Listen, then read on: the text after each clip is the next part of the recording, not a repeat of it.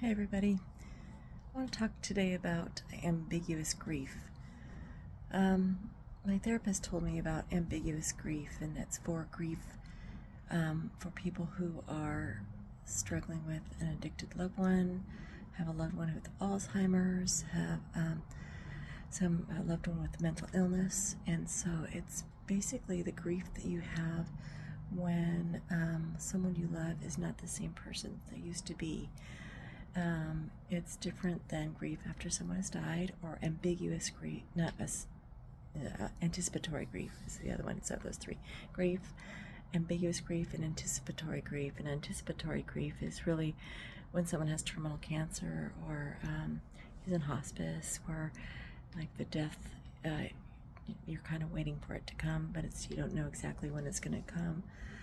But this ambiguous grief of like someone still being alive but not being themselves, or not fully living their life.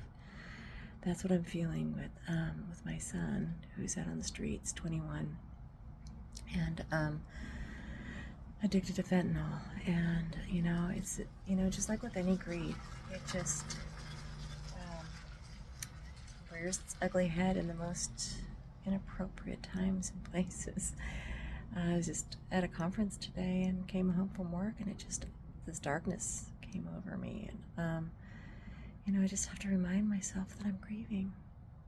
And grief, it has no timeline.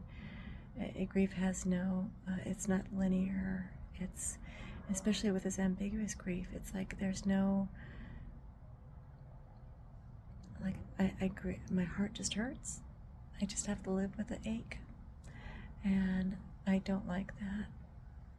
But I have to be gentle on myself and remind myself that that's what this is about. So if anyone else understands what I'm going through, just make a comment below. I'd appreciate it. Hope you're well. Talk soon. I'm Anina.